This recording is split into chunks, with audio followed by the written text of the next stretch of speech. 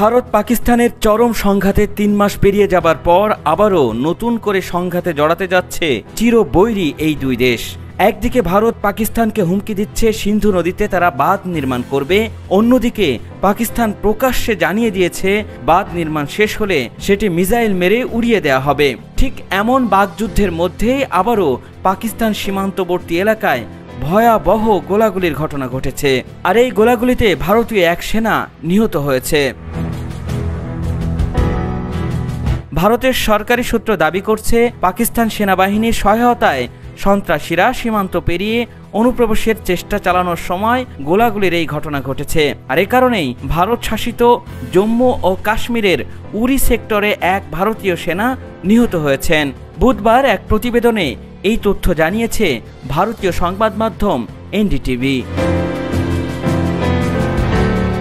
কাশ্মীরের পেহেলগামের ঘটনায় যেভাবে ভারত পাকিস্তানের সংঘাত শুরু হয়, তাহলে কি পাকিস্তান সীমান্তে ভারতীয় সেনা নিহতের পর আবারও নতুন করে যুদ্ধে জড়িয়ে যাবে ভারত পাকিস্তান?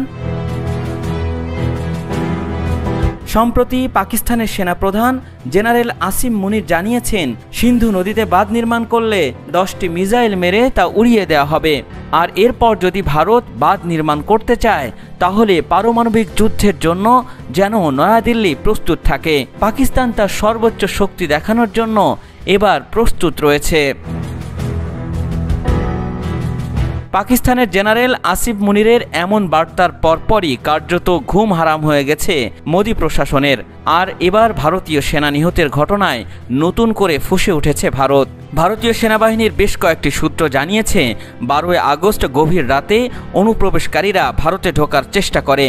তাদের দাবি এটি সাধারণ অনুপ্রবেশের ঘটনা ছিল না।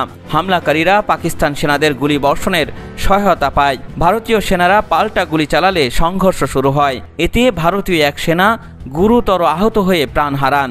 অনুপ্রবেশের চেষ্টা ব্যর্থ হলেও দুর্যোগপূর্ণ আবহাওয়ার সুযোগ নিয়ে হামলাকারীরা পালিয়ে যায়। তবে এ বিষয়ে ভারতীয় সেনাবাহিনীর আনুষ্ঠানিক বিবৃতি এখনও প্রকাশ হয়নি। এর আগে গত এপ্রিলে পেহেলগামে হামলায় 26 জন নিহত হওয়ার পর পাকিস্তানে হামলা চালায় ভারত। জবাবে পাকিস্তানও ভারতে পাল্টা হামলা চালায়। পরে দুই পক্ষ যুদ্ধবিরতিতে সম্মত হয়। সংঘাত বন্ধ হওয়ার পর গত কয়েক সপ্তাহের মধ্যে কাশ্মীর সীমান্তে এটি প্রথম কোনো উত্তেজনার ঘটনা।